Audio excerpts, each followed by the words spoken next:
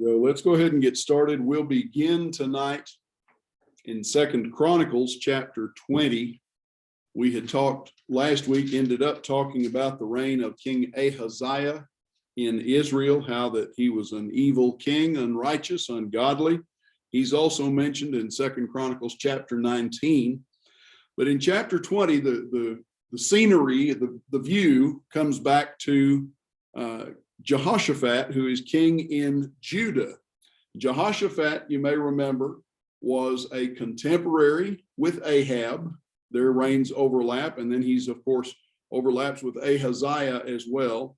Jehoshaphat, on balance, is a pretty godly king. He makes some mistakes. If you back up a little bit, you'll remember that the prophets come to him and scold him. Elijah scolds him for making common cause with the king of Israel, and basically says, why are you propping up evil? The Lord has judged you because of this. But overall, Jehoshaphat is basically an upright king. He's not a perfect man, but he's a good king on balance. So we come to chapter 20 of Second Chronicles, and in chapter 20, we have in verses 1 through 30, we have the record of Judah being delivered from oppression, from invasion by the Moabites and the Ammonites and the Edomites. The thing to remember about all three of these nations, they're neighbors to Judah, but the thing to remember about them is they're also all three kinfolks to Judah. The Edomites are the descendants of Esau, and of course, Judah traces back to Jacob, who is Esau's brother, Israel. So the Edomites are first cousins, basically. The Moabites and the Ammonites are the descendants of Abraham's nephew, Lot, through his two daughters. And that makes them likewise, I guess you'd call them second cousins to the Israelites, to the Jews. Maybe first cousins once removed, something like that. They're all related. Because of that, one of the things to remember and to always keep in mind when we look at the behavior of these peoples is the Edomites, the Moabites, and the Ammonites really are without excuse, just like the northern kingdom Israel is without excuse for engaging in idolatry, because their roots, their background, their history, everything about them traces back to God's people, traces back to God's speaking to the patriarchs, traces back to them knowing God and having a relationship with him. And when we see them in idolatry, when we see them in rebellion, when we see them in opposition to Israel, to Judah, we see them in opposition to God. You read in verses 1 and 2 about their invasion. The Moabites and the Ammonites, together with some of the Meunites or Ammonites there, came against Jehoshaphat for battle. Some men came and told Jehoshaphat, a great multitude is coming against you from beyond Edom, or from Edom beyond the sea. And they're in Hazazon Tamar, that is in Gedi. And Jehoshaphat is afraid. Well, understandably, he appears to be outnumbered at this point. He's got a coalition of enemies coming against him, where he is one nation. He is one man, basically. So he's concerned. Notice his response, though, in verses 3 through 12. Jehoshaphat's response to trouble shows something of his character. He set his face to seek the Lord and proclaimed a fast throughout all Judah. Now it says he was afraid, understandably so. Nobody in their right mind seeks out warfare. Nobody in their right mind goes looking for a fight. We can look at the news today with the Russians and the Ukrainians, and here you got a 40-mile convoy of Russian armor and supplies and so forth stuck by the side of the road. There are reports that some of the Russian soldiers are actually punching holes in their own gas tanks because they don't want to be there. They're draftees who didn't know where they were being sent.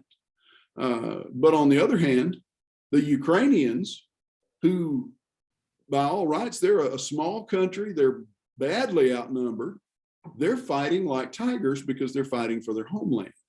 Well, they didn't choose the fight, but they're sure making a fight of it. In this case, Jehoshaphat didn't choose the battle. He didn't choose the warfare, but he's going to do what he can to make sure that it turns out in his people's favor. And the first thing he can do is what? Appeal to God. So he set his face to seek the Lord, proclaimed a fast throughout all Judah. Judah assembled to seek help from the Lord. So it's not just the king praying, it's all the people likewise. They came to seek the Lord. So one of the things that sets them apart from their enemies is that they acknowledge their dependence on God. They make no bones about it. We need God's help. One of the most important practical lessons that we can learn, that we can apply in our lives, is we depend on God. We need to seek his help in time of trouble. What does the psalmist tell us in Psalm 46 and verse 1? God is our refuge and strength, a very present help in trouble. He's willing to be found. He's willing for us to come to him when we encounter difficulties. And so Jehoshaphat takes the people to the presence of God. And you have the record of his prayer here, beginning in verse 6. O Lord God of our fathers, are you not God in heaven? You rule over all the kingdoms of the nations. See, here's one of the things that sets Judah apart from all of the nations around them, including Israel. Israel, you remember, the northern kingdom, they've departed into idolatry. They've created their own idolatry. And then under Ahab, with Jezebel's influence, they've imported idolatry and turned their backs on God. Even so, God keeps sending them prophets. Elijah, for example. Later on, Isaiah is addressed primarily to the northern kingdom, even though they're not worshiping God the way they ought to. Remember also that there were still faithful people like Obadiah, Ahab's major domo, Ahab's right-hand man, was actually a faithful servant of God, even though he was stuck in the court of a man who was trying hard to be a heathen. But here, Jehoshaphat acknowledges God as God of everybody. And the way that most of the heathen nations thought about their various gods is, this is our God and that's your God, and our God is better than your God. And Jehoshaphat echoes an eternal truth. There is only one God, and he's God of everybody.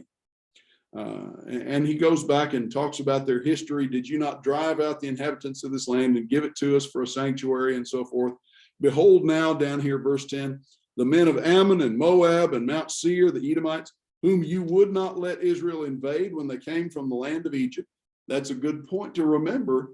As Moses and the children of Israel were traveling through the wilderness during the wilderness wanderings, as they encountered each of these peoples, God did not let them just plow right through them.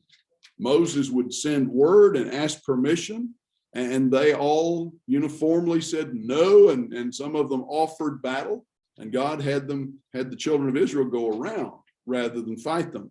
Now, later on, things came to a fight, but during the time of the wilderness wanderings, they spared these people. So they have come against us to try to drive us out of the land that you have rewarded us with. We don't know what to do. Look at the end of his prayer at verse 12. We don't know what to do, but our eyes are on you.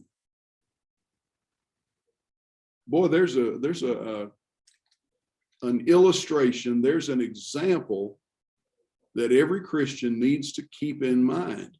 We don't always have all the answers we want in every situation. We can face situations where we don't know what to do, except to watch God, to pay attention to what God says. Well, in the meantime, as you pick up at verse 13, God's answer to them is really pretty simple. The battle is mine. The battle is the Lord's. Now, they're ready. The Spirit of the Lord came on Yahaziel, the son of Zechariah, the son of Benaiah, the son of Jael, the son of Mattaniah, a Levite of the sons of Asaph, in the middle of the assembly. Now, this is interesting who he chooses as his spokesman, a son of Asaph. If you turn over to the book of Psalms, you find that a number of the Psalms are by the sons of Asaph, a Levite. Levites are not supposed to fight. Levites are not part of the army.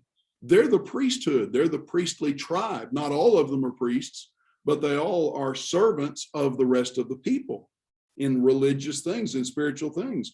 So God chooses this Levite and says, here's the message.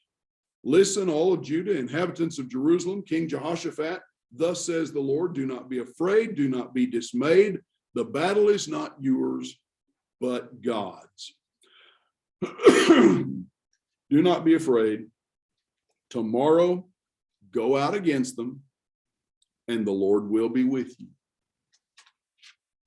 David in the Psalms writes about times when he felt that no one stood with him. And yet, even though he says, no man cared for my soul, the Lord cared for my soul. Paul would write to Timothy in 2 Timothy chapter 4 and say, at my first defense, no one stood with me, but the Lord stood with me.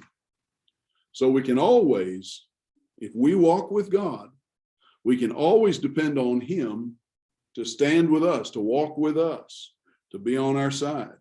But the condition, we've got to be on his side. And so Jehoshaphat's response, he bowed his head with his face to the ground. All Judah, the inhabitants of Jerusalem, fell down before the Lord, worshiping. The Levites of the Kohathites and the Korahites, they stood up to praise the Lord, the God of Israel, with a very loud voice. God sent them a message, and they rejoiced in it, and rose up early the next morning, went out into the wilderness of Tekoa, and now they're ready.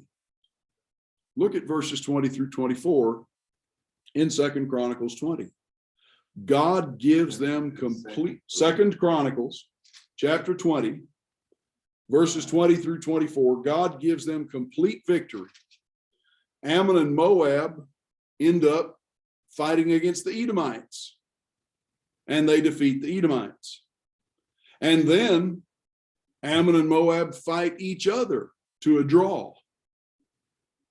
And the result, they're not left with enough people, enough military might to fight Judah.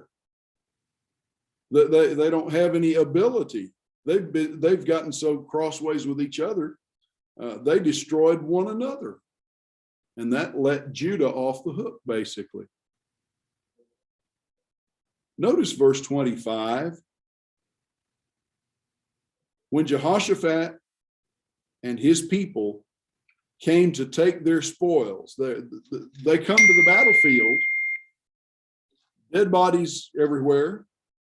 When Jehoshaphat and his people come to take their spoil, they found among them in great numbers goods, clothing, precious things, which they took for themselves until they could carry no more. They were 3 days in taking the spoil. It was so much. God rewarded them for their faithfulness, more than they could carry. And so then we have a triumphant return to Jerusalem down through verse 30. And the fear of the Lord comes upon all people. Notice this, as you look at this, the fourth day they assembled at the valley of Barakah, or the valley of Bakah. And that's an area that word means the valley of blessing. God blessed them there. And there they blessed the Lord. That is, they thanked the Lord. Now, here's a point worth making. They blessed the Lord. They didn't give the Lord something he needed. What does God need? God doesn't need anything. We can't bless the Lord in that sense. We talk about God providing for us and how that's a blessing to us. And that is correct. But when they blessed the Lord, what did they do? Exactly. They thanked him. The word bless here is used exactly the same way that it's used over in the New Testament when Jesus establishes at the Last Supper, he establishes the Lord's Supper, the communion. He took the bread and did what? He blessed. You notice in most translations, it does not say he blessed the bread. He blessed it. It says he blessed and gave to them. He took the fruit of the vine and he blessed and gave to them. Some translations will say, actually, very accurately, he gave thanks. That's what he did. He gave thanks. He didn't ask God to do something to the bread and the fruit of the vine or to the people that partake of it. He gave thanks for it. And that's the model for us when we offer thanks at the Lord's table. Give God thanks rather than ask him to do something to the bread or the fruit of the vine. That's a misunderstanding when we read carelessly. But now as we continue on, they rejoice, they celebrate, and you get down here to verse 30, the realm of Jehoshaphat was quiet, for God gave him rest all around. So the fear of the Lord comes on Israel and Judah, but also on their enemies. Look at verse 29. The fear of God came on all the kingdoms of the countries when they heard that the Lord had fought against the enemies of Israel. They heard that God had taken care of his people. Now we're going to come to the conclusion of Jehoshaphat's reign. At verse 31, Jehoshaphat reigned over Judah. He was 35 when he began to reign. He reigned 25 years in Jerusalem. So he's 60 when his reign comes to its end. Still a young man, relatively. His mother's name was Azubah, the daughter of Shilhi. And he walked in the way of Asa, his father, and did not turn aside from it, doing what was right in the sight of the Lord. The high places, however, were not taken away. The people had not yet set their hearts upon the God of their fathers. So he wasn't perfect. The nation wasn't perfect. But on balance, he's a pretty righteous, godly man. Now, flip over to 2 Kings chapter 1.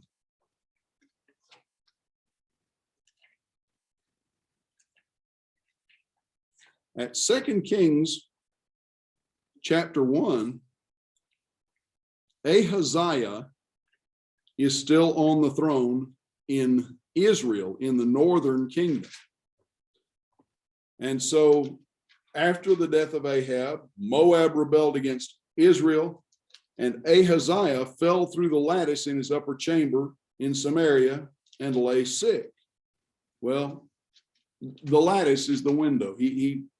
However, he's sitting in the window, standing in the window, leaning on the lattice in the window. Somehow he fell through it. He's injured. This is an air vent of sorts. Falls out and he's injured. And so he sends messengers.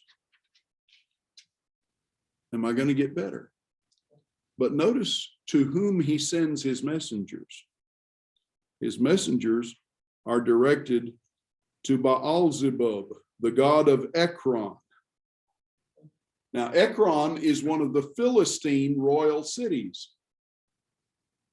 The Philistines are idolaters. Typically, they worship Dagon, the fish god, but this expression, Baal-zebub,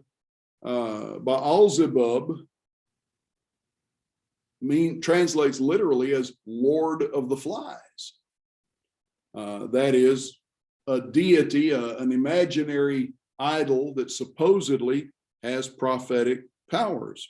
So you look down here at verse 3, the angel of the Lord speaks to Elijah the Tishbite and says, "Arise, go up and meet the messengers of the king of Samaria and say to them, is it because there's no God in Israel that you go to inquire of Baal-zebub?" So reinforcing the point of just how far the northern kingdom, Israel, has gotten away from God. Do y'all not have a God of your own that you have to send messengers out to a foreign nation and a foreign deity, an imaginary God, to find out what's going on? Thus says the Lord, you shall not come down from the bed to which you have gone up, but you shall surely die. Here's the message for King Ahaziah. Because you're faithless, you're going to die. That's the gist of it here. You're faithless, Ahaziah. This is Ahab's descendant, Ahab's successor. You're faithless. It's not that you're ignorant and don't know any better. It's that you've turned away, and therefore you're going to die. And so the messengers deliver the message promptly in verses 5 and 6. And notice, as you look at verses 7 and 8 here, 2 Kings chapter 1, you look at verses 7 and 8, tell me about the man that gave you this message. They describe him. Look at 7 and 8. What kind of man was he? He wore a garment of hair with a belt of leather around his waist. Well, I know who that is. That's Elijah the Tishbite. That's Elijah. That's the man who bested the prophets of Baal on Mount Carmel. That's the man who was threatened by Jezebel. That's the man that Ahab had hunted for 3.5 years. That's, if you think about it, he really ought to be thinking, that's the man I ought to be deathly afraid of, or else listen to. If I'm not going to listen to him, I ought to be afraid of him. And if I listen to him, I'll change my ways. But he's not going to do either one. So now things begin to get interesting. The king sent him a captain of 50 men with his 50. So he sends a whole group of men out to bring Elijah in. Why would he want Elijah in the first place? Well, think about it. He can't be pleased with Elijah's message. You're going to die. And if he gets rid of Elijah the way they're thinking, maybe he can nullify the message. Of course, that's not the case. That's ridiculous. But that doesn't mean that somebody who's determined to resist God isn't going to believe something foolish. Because resisting God is foolish, isn't it? Yeah. That's the definition of foolish. So he sends the captain with 50 men to Elijah. And Elijah's not hiding. He's out on top of a hill. He's accessible, easy to find. And notice how the captain approaches him. In essence, he says, "Come here."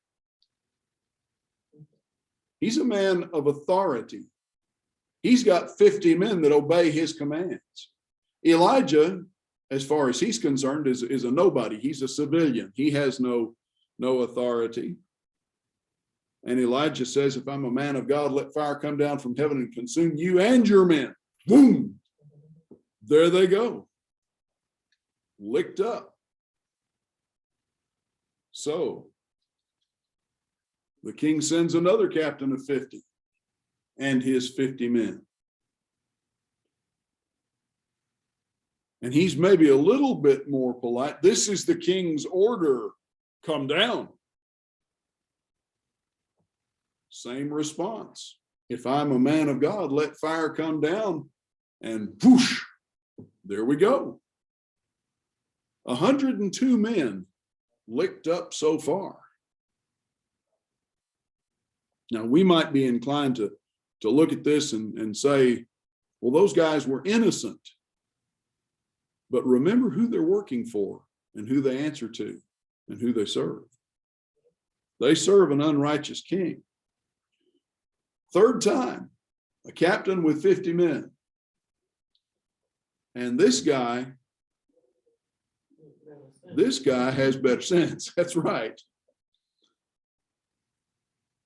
The third captain went up and fell on his knees before Elijah and begged him, entreated him, "O man of God, please let my life and the life of these 50 servants of yours be precious in your sight." Behold, fire came down from heaven and consumed the two former captains of 50 with their 50s. But now let my life be precious in your sight. And the angel of the Lord said to Elijah, "Go down with him, do not be afraid." All right. The third captain's humility saves him and his soldiers' lives. And so now Elijah goes with them and personally delivers to the king the same message that he sent in the first place down here in verses 15 and 16. And the gist of the message is really very simple. You're going to die because you are ignoring the God who is here. You have ignored the God who is God. Look at the statement here. Is it because there's no God in Israel? That's a rhetorical question. Of course there's a God in Israel. The God of heaven, the God who made everything, is Israel's God. There's no place he's not. So you've ignored him. Therefore, you're not going to get well. You're going to die.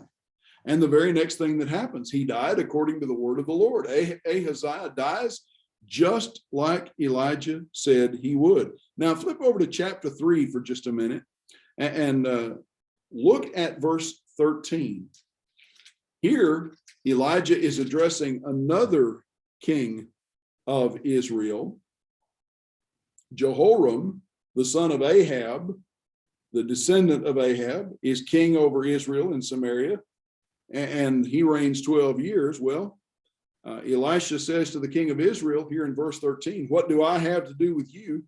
Go to the prophets of your father and the prophets of your mother." But the king of Israel said to him, "No, it is the Lord who has called these three kings to give them into the hand of Moab." So we're going to have a little back and forth here now. Ahaziah died just like Elijah said he would, and Jehoram's going to take his place. This is not Ahaziah's son, according to 1 Kings 22 and verse 50. But he's going to have somewhat of a different attitude. Now, he's not a good king either. There are no good kings in Israel. But he's not as I don't even know what word to choose. He's not quite as just outright rebellious, stiff-necked as some of the other kings. He at least acknowledges who God is. So that brings us into chapter 2 of 1 Kings. And chapter 2 in 1 Kings gives us the shift from Elijah to Elisha. When the Lord was about to take Elijah up to heaven by a whirlwind, Elijah and Elisha were on their way from Gilgal. So we could locate on the map where they are. Gilgal would be right here in the plain just north of the Dead Sea. This is where Israel crossed over into the promised land. It's in the area where Jericho had been located and had been rebuilt by Hiel during the days of King Ahab. And so that's the area where they are, right in basically in central Palestine, central Israel. And Elijah asks Elisha, "Stay behind. wait, the Lord has sent me to Bethel. And notice Elisha's response. As the Lord lives, he takes an oath right here, makes a vow right here. As the Lord lives and as you yourself live, I will not leave you. So they went down to Bethel. So why would Elijah try to leave Elisha behind?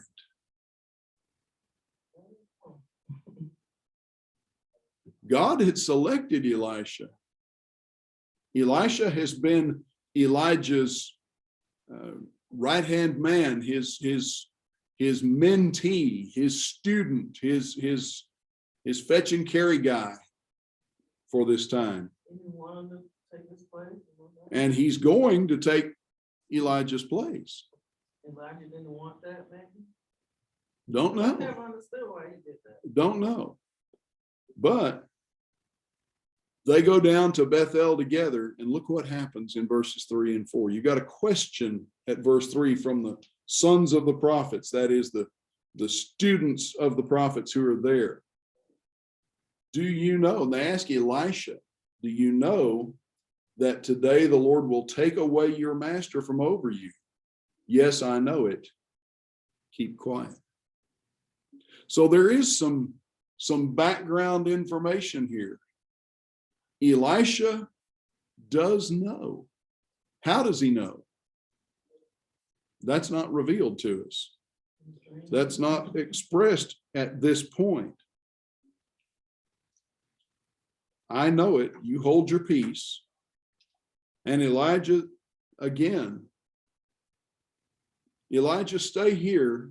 Elisha said, Elisha, you stay here while I go to Jericho.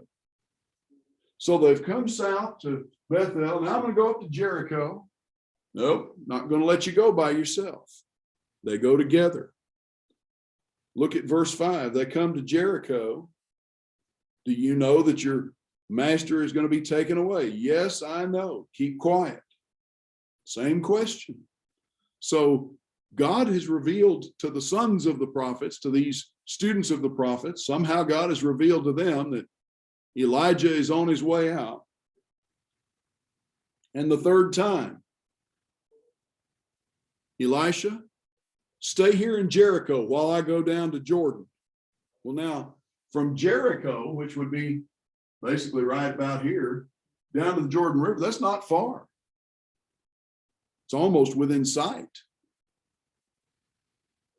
Nope, I'm not going to leave you.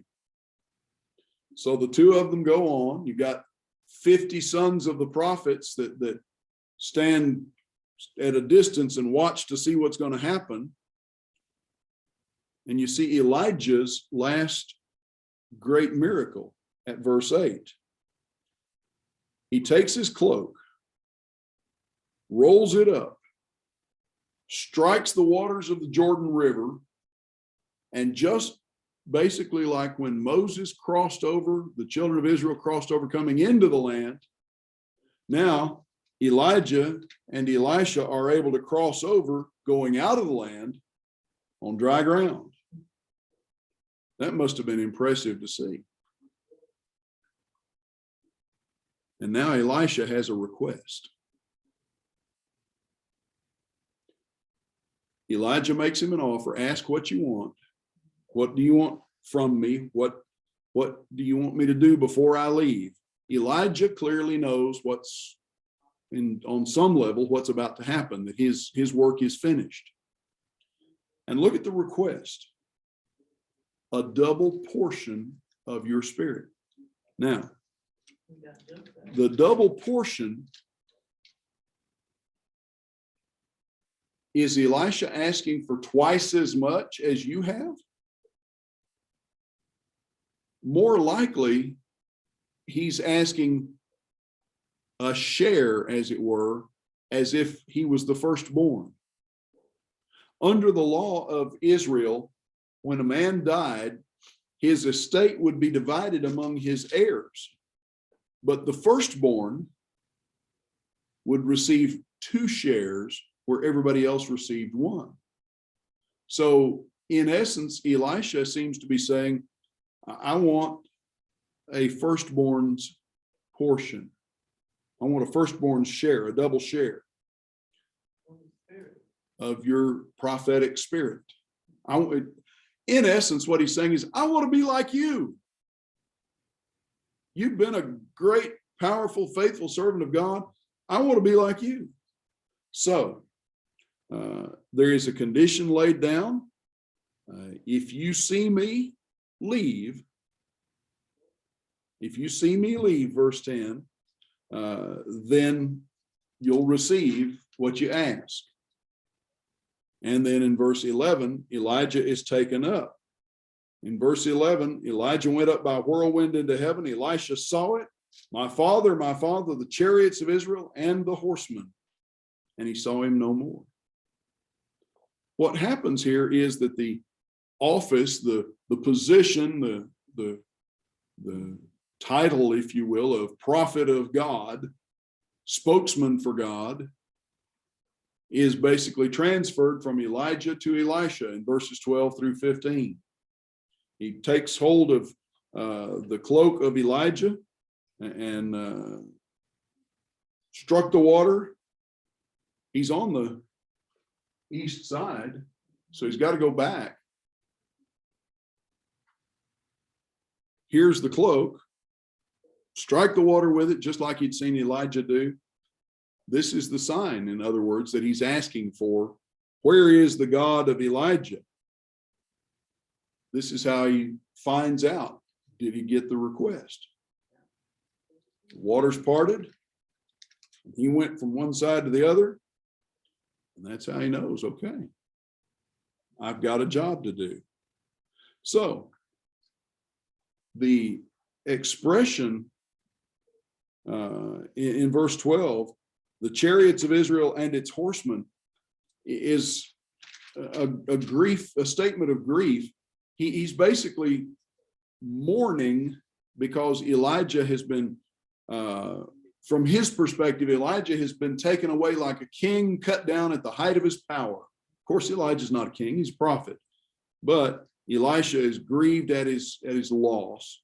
His first miracle is identical to Elijah's last miracle. And you look at verse 15, the sons of the prophets, the men who saw him across, they recognize that the authority has been transferred to him. They acknowledge him as their new head prophet, basically, bowing down to him and following him in submission to him, not in worship, but in recognition of his authority. So now Elijah is going to go back the same route that he and Elijah had traversed together. He goes from the east side of Jordan back across to Jericho, from Jericho down to Bethel, and then from Bethel on about his business. Now, notice in verses 16, 17, and 18, the servants of the prophets, these subordinate prophets, these students, are concerned about Elijah's body. It seems that they were afraid that his body had been left behind, like it would be in a normal death, where the spirit would depart and the body would just lie out there and become carrion. So they want to go look for it. They want to know what happened. Maybe the Lord dropped his body in some valley. Can we go search? And first Elisha says, no, no, no, no, no. And they keep asking. Finally says, go look. And they hunted 3 days and they found nothing. And Elisha says, well, I told you so. Hardly surprising. But notice what it says down here at verse 17. They urged him till he was ashamed. He was ashamed to not let them go. They played on his feelings, on his emotions, until he felt bad for them. Fine, go look. You're not going to find him. I told you so. Well, Why didn't he just tell them? well, apparently he did, but they Oh, he told them and then he taken up anyway? Oh, Apparently he did, but they were concerned. They wanted to, and the motive seems to be that they would have wanted to give the prophet's body a respectable burial, but God took him, and just like God took Moses and took care of his body, God took Elijah and took care of his body. Yeah, well, and that, that's a point well taken. Whether it would have occurred in their lifetimes or hundreds of years, thousands of years later, you think about it. What do people do with things they know God has been associated with? Over in Jerusalem, on the brow of the hill outside the old city, there is an ancient cemetery. And in that cemetery, there's a little Catholic church building. And that's the Church of the Holy Sepulchre. They've decided, well, this is the spot where Jesus was buried. And so they've turned it into a shrine. Now, is that where Jesus was buried? I don't know. Probably not. A lot of scholars say no. And in fact, if we think it is, it is not. you're probably right about that. If we think it is, it's not. A lot of scholars do disagree that doesn't fit the description. It doesn't, it's not the right spot. But what do people do? They try to make something out of something that God didn't make it. It's just like back 25, 30 years ago when that guy was scouring mountains in Turkey looking for Noah's Ark. And if he could have proven conclusively that that spot was it, what would have happened? It would have become a shrine. And instead of people worshiping God, they'd have worshiped the shrine. We take our eyes off of the source in order to focus them and be amazed by the things that he does instead of the one who does them. Well, before Elisha, go ahead. So was Elijah taken right up to heaven? He was taken right up when he turned it over. He went right up. He didn't go to anything. Just look at what it says. Back here in chapter 2, at verse 11. Verse 11. They still went on and talked, and behold, chariots of fire, horses of fire separated the two of them. And Elijah went up by a whirlwind into heaven. Now, heaven, in that context, does that refer to Elijah being taken directly into the presence of God? Or does that refer to Elijah being lifted up into the air as the physical, the firmament around the earth is sometimes described as the heavens? And yeah, Paul talks about being second heaven, third heaven, and so forth. And the traditional ancient Hebrew and later Greek understanding is that the first heaven, as they would describe it, well, that's just this atmosphere that we walk around in and breathe, the air that we breathe. And second heaven, that's the stars and the moon and sun and planets and so forth that we can see but can't reach, that's above where the birds fly. And third heaven, okay, that's beyond our sight where God is. That's the ancients' understanding of how things work, how the physical creation is arranged. And of course, they had rather a physical perspective about God. Elijah is lifted up out of Elisha's sight. What did God do with his body? I don't know. He may have done the same thing with Elijah's body that he did with Enoch. Enoch walked with God and he was not, for God took him back there in the book of Genesis. But that's one of those Deuteronomy 29 questions where we read half of Deuteronomy 29 verse 29 and ignore the other half. The first part says the secret things belong unto God. Oh, well, that must be one of those secret things belongs to God. And we miss the rest of the verse, which says, but the things that are revealed belong to the sons of men. In other words, God told you what he wants you to know. Quit bothering him about what he didn't tell you. Right. Find out later. He'll explain it all soon enough. At any rate, Elisha basically retraces the journey that he had made with Elijah. And as he goes, he comes to Jericho. They have a problem at Jericho. Water is bad there. The water is not drinkable. It's not good for them. It's unpleasant. The land is unfruitful. Bring me a new bowl, verse 20. They brought it with salt in it, as he said. He went to the spring and threw the salt in it. Thus says the Lord, I have healed this water. From now on, neither death nor miscarriage shall come from it.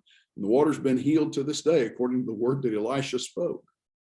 Now, here's a counterintuitive miracle. You got bad water. So you put salt in it? Well, think about the symbolism of the action here. What is salt? Salt is a preservative. Salt is a purgative in sufficient quantities. Salt is a purifier. Now, what was wrong with the water at Jericho? I'll tell you exactly in 3 words. I don't know. But it caused miscarriage. It was not good for the people, for the animals. And so this is how Elisha cured that problem, according to the will of God, by the power of God. You go on from here, and he goes to Bethel. And it's at Bethel that something interesting takes place. What he had done at Jericho was a great blessing for those people, gave them pure water to drink. And now at Bethel, you have something that constitutes God's judgment against those who mock God. He went up from there to Bethel. While he was going on the way, various translations render this differently. Little children, small boys, came out of the city and jeered at him, saying, "Go up, you bald head. Go up, you bald head." Well, that tells us a little bit about Elisha's appearance. He was bald. But keep going in the context. He turned around when he saw them. He cursed them in the name of the Lord, and 2 she-bears came out of the woods and tore 42 of the boys. And he went on from there to Mount Carmel and then returned to Samaria. Now, that reference to his head, bald head, that's not just they're not just poking fun at him for being bald. That was an expression of ridicule, an expression of scorn. In that culture, an old man with white hair was supposed to be respected. And what they're basically saying is, you're an old man, you don't have any hair, so we don't have to respect you. And God shows his attitude toward people who scorn his people. They weren't Israeli people. Yeah, they're at Bethel. They're Israelite people.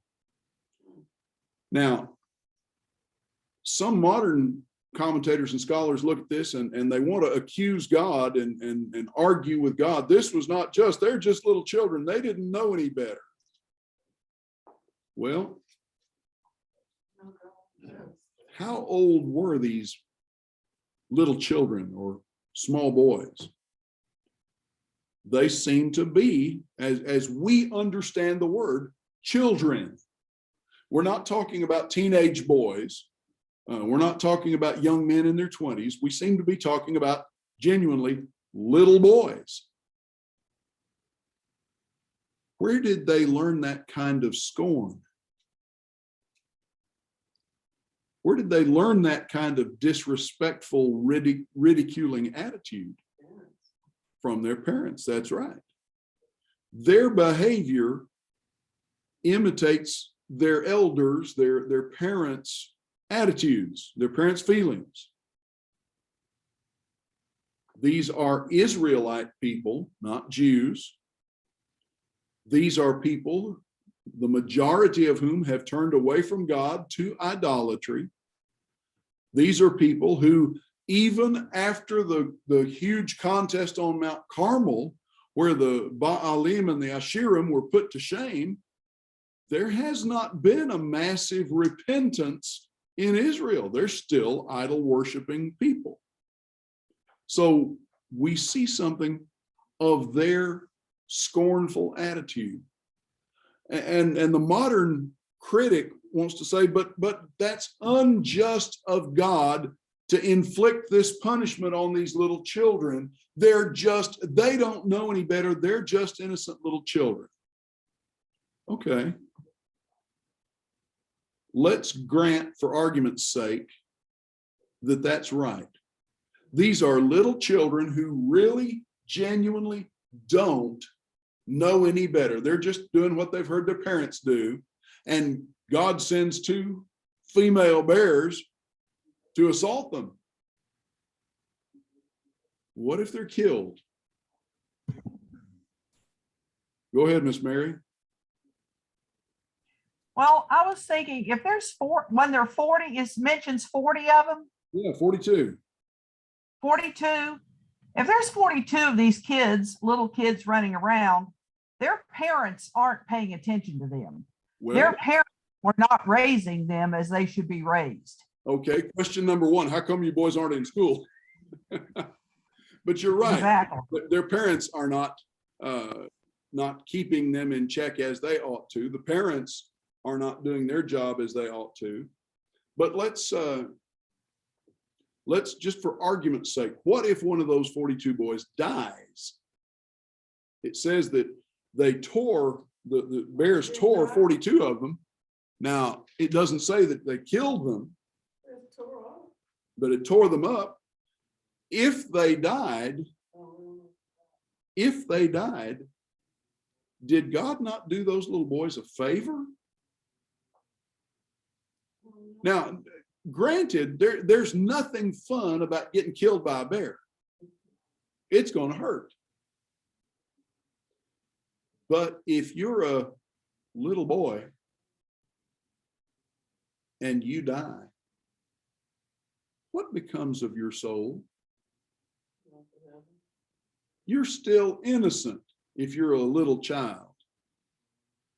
And if you're a little child growing up in a heathen environment, already learning to copy the ungodly behavior of your parents, and God takes you out of that by taking your physical life, did he not just do you a great, great blessing by sparing you growing up to become a sinner? And if they didn't die, but merely were wounded, even crippled, you reckon they'll ever make that mistake again? They're going to learn something one way or the other. So, God shows his righteous wrath, his indignation about those who scorn his people, even if it's just in words. And then Elisha returns to Samaria. Now remember where Samaria is. Samaria up here.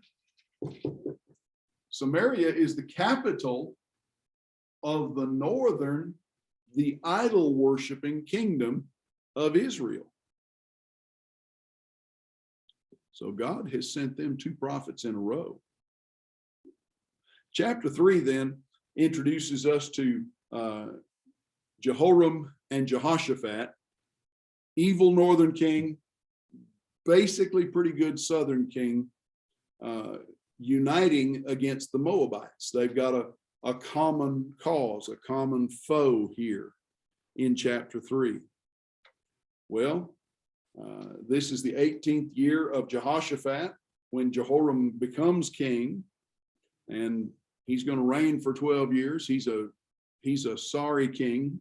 Ahaziah has died, and so Jehoram becomes the king, and he's evil.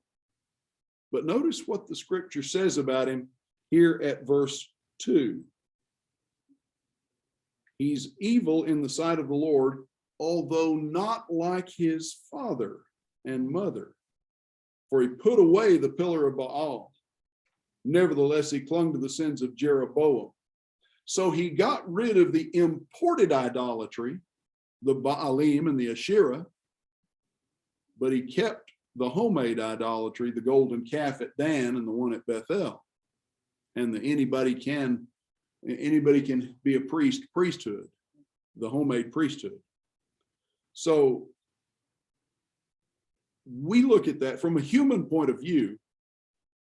We look at that and say, well, he kind of sort of cleaned things up a little bit,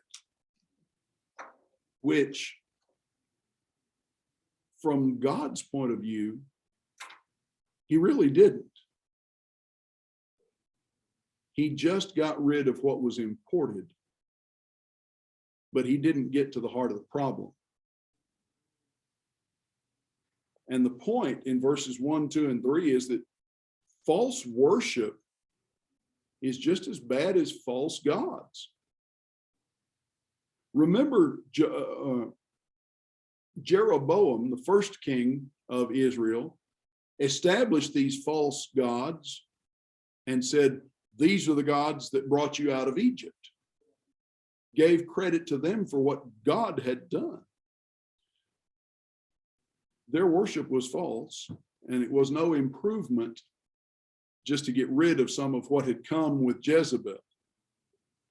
Well, you have a problem here with Moab, the Moabites. Mesha, the king of Moab, was a sheep breeder. He had to deliver to the king of Israel 100,000 lambs and the wool of 100,000 rams. But when Ahab died, Mesha rebelled. So Ahab had kept the Moabites under tribute. At this point, they've rebelled. And so Jehoram, who is the new king, goes out against them, mustered all of Israel. And then he sends word to Jehoshaphat, hey, come help. Remember that there's a family connection between north and south, not only going back to Jacob, but Jehoshaphat has intermarried into Ahab's family. So there's a closer family tie there as well. So he sends word to Jehoshaphat, the king of Moab has rebelled against me. Will you go with me to battle against Moab? I will. I am as you are, your people as my people as your people, my horses as your horses. Which way shall we march? By the wilderness of Edom. Here's where Jehoshaphat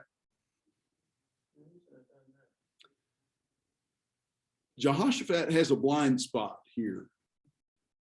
Remember, he'd made common cause with Ahab, and that got him in trouble. And he played footsie with Ahaziah, and that got him in trouble. Now, Jehoshaphat, on balance, is a pretty good king, but he just has this blind spot where Israel is concerned. So now he's going to make common cause with Joram or Jehoram, same guy. Over in 2 Chronicles, he's Joram, Joram, and in 2 Kings, he's Jehoram, Jehoram, same person. And he says, my people are your people.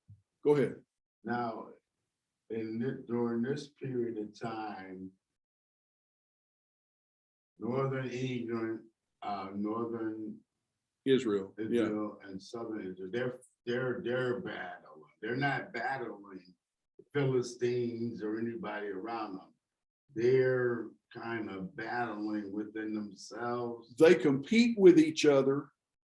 At times they actually do fight each other, but right now they're on good terms with each other. They're separate, but they're getting along. Yeah, they're getting along. Okay. Let's put it that way. They're getting along at this point. So, yes, my people are just like your people. My horses are your horses, and so forth. Let's go. Let's go. Well, they go out. They plan their campaign. They get set to go, and they've got a problem. Down in verses 9 and 10, no water. They go 7 days. There's no water for the army, no water for the animals that followed them. We've got a problem here, and Jehoshaphat still wants word from the Lord. Well, that's a good thing in a sense. Is there no prophet of the Lord here that we may inquire of the Lord? One of the king of Israel's servants answered, Elisha, the son of Shaphat, is here, who poured water on the hands of Elijah, who was Elijah's servant. Well, the word of the Lord is with him. So the king of Israel and Jehoshaphat and the king of Edom went down to him. Now they've got together with the king of Edom, guy that's normally is their enemy. Well, right now they're all in agreement. And so now we're going to consult. Notice who goes to whom in verse 12. The kings go to the prophet.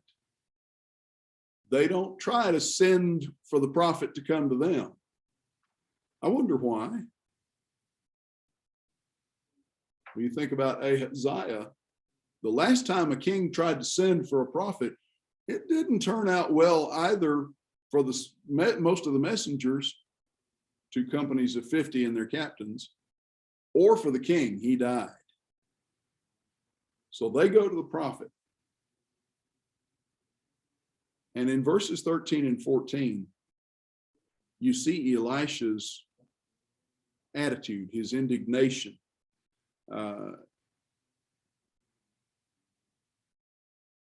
What do I have to do with you? What are you doing here, King Jehoram? Go to the prophets of your father and the prophets of your mother. No, it's the Lord who's called these 3 kings together. No, he's not going to argue. Jehoram, remember the first thing we read about him. He's an evil man, but not on par with Ahab and Jezebel. He's not that bold. And so Elisha says, if it wasn't for the fact that you got Jehoshaphat with you, I wouldn't even see you. I wouldn't even look at you. But because you've got the king of Judah with you, bring me a musician. Why a musician?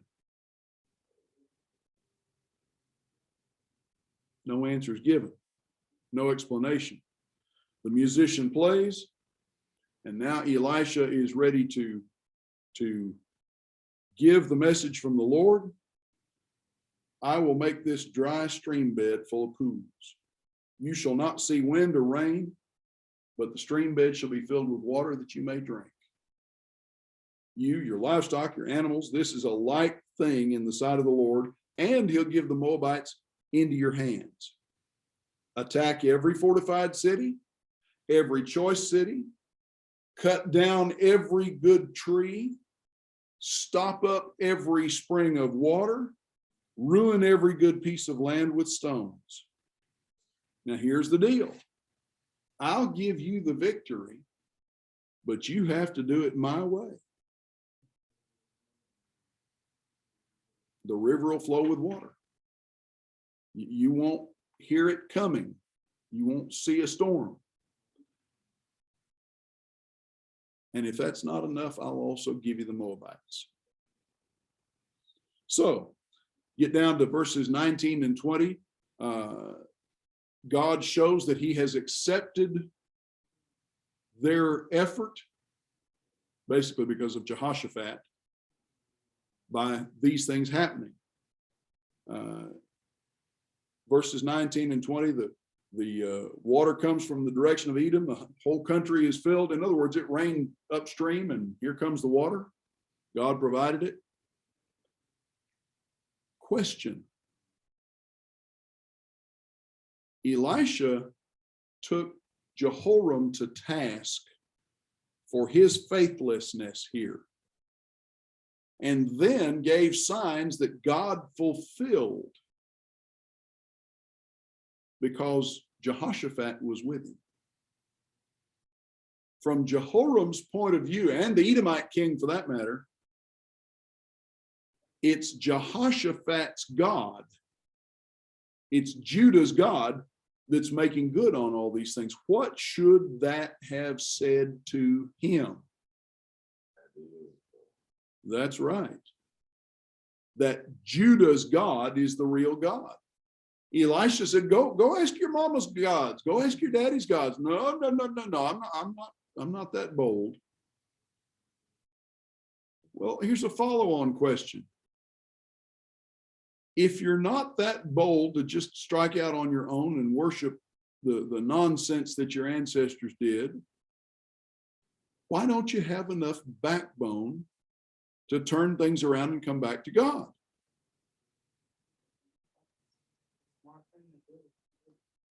Boy, there's the question of the ages, isn't it?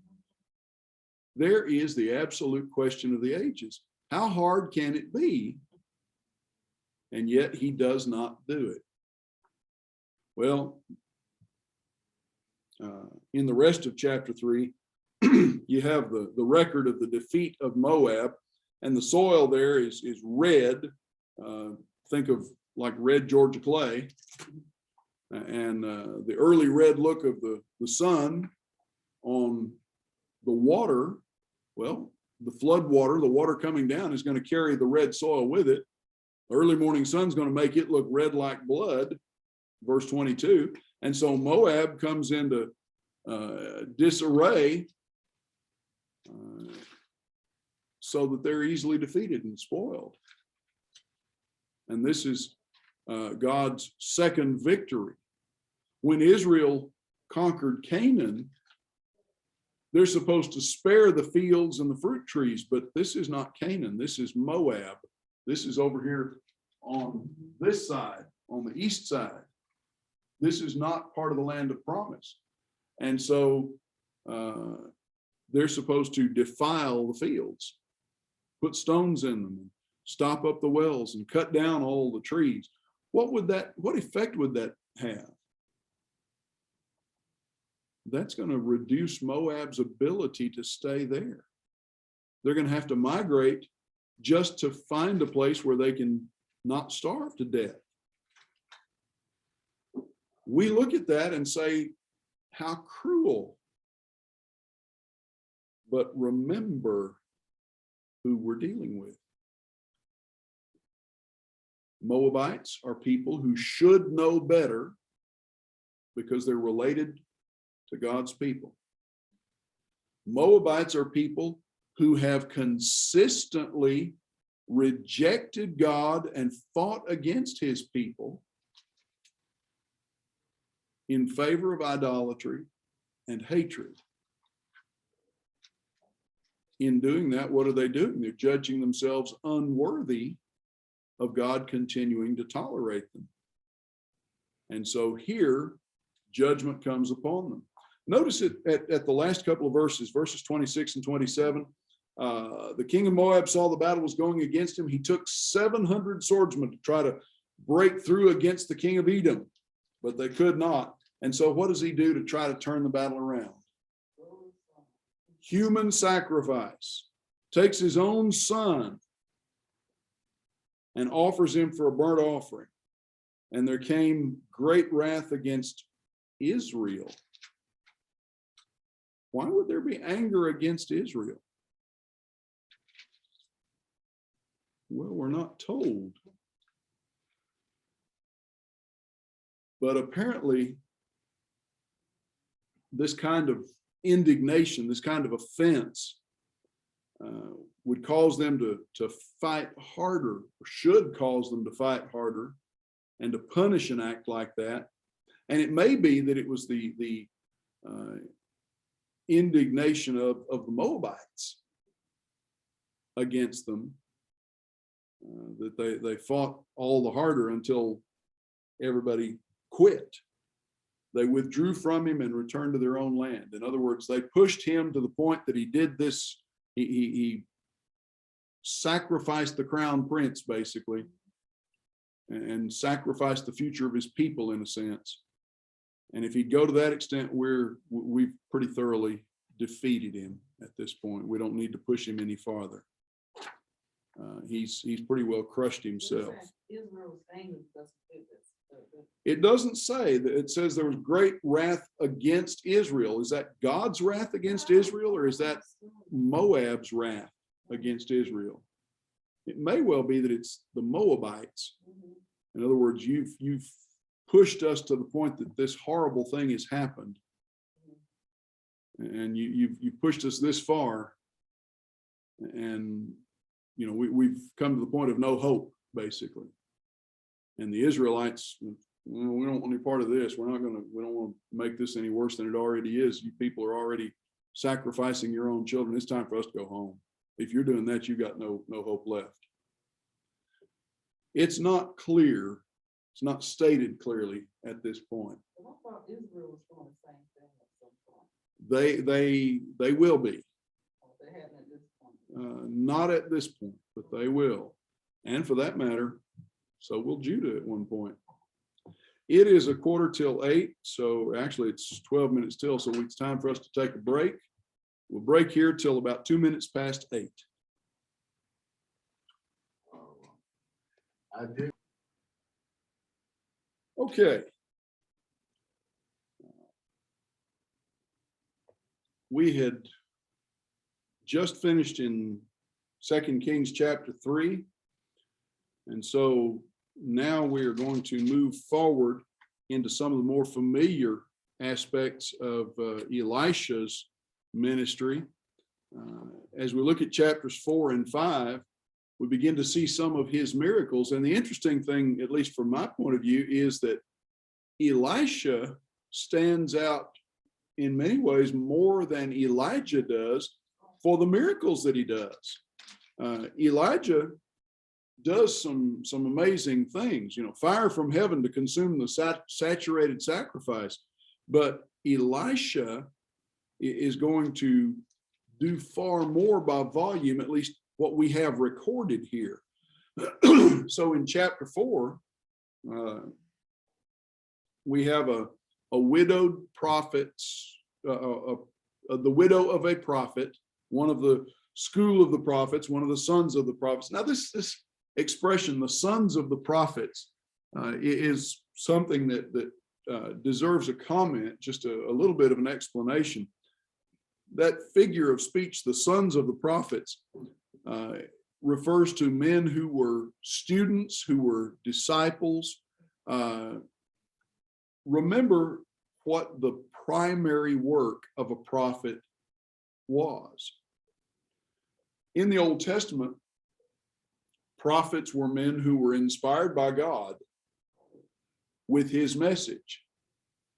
But the common 21st century concept of a prophet and the biblical image that we see are vastly different. Because if you ask, Joe average guy on the street today what a prophet does, what's he going to tell you? A prophet predicts the future.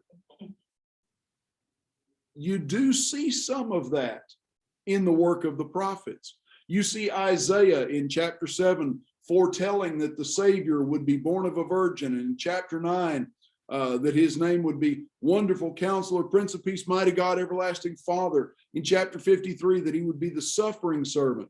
You go back to Deuteronomy chapter 18, and you see Moses prophesying that he would be a prophet like Moses, who is both prophet and lawgiver and deliverer. And you look at Micah chapter 5 and verse 2. Micah tells us he'll be born in Bethlehem of Judah, and so forth. So there is some foretelling, some predicting. Look at Matthew chapter 24. Jesus himself is both the object of prophecy, and he is himself a prophet. And what does he say in Matthew 24? He foretells the destruction of Jerusalem and of Judah as a nation. The end of Judaism, basically, as the religion of God's people. But most of a prophet's work throughout the scriptures, Old and New Testaments, is not predicting future events. most of a prophet's work is reiterating, repeating, re-emphasizing, reminding the people of things God had already revealed. And so in that context, the work of a prophet basically 95, 96% of the time is preaching. So you got the sons of the prophets here. These are men who are disciples of Elijah, disciples of Elisha. They're learning from him. They're studying after him, you might say. They are themselves, in essence, they're training to preach, to call God's people back. They're filling the gap where the Levites are not living up to their responsibilities, is what it amounts to. So you've got the widow of one of these men. And so she comes to Elisha. She appeals to Elisha. It says she cries to Elisha. Well, she appeals to him here.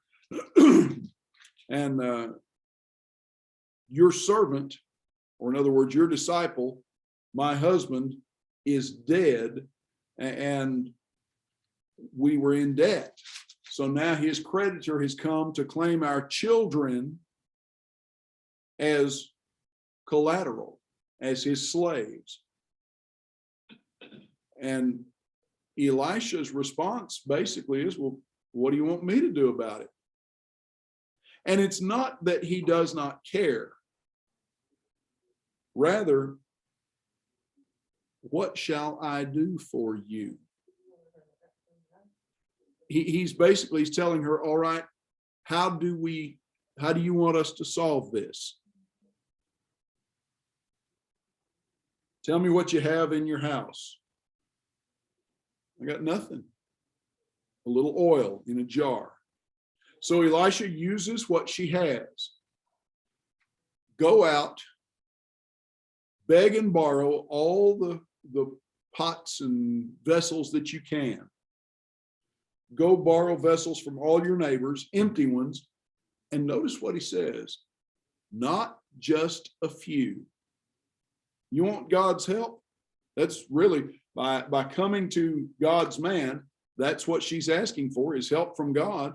You want God's help? Trust God to do the job right. So borrow not a few.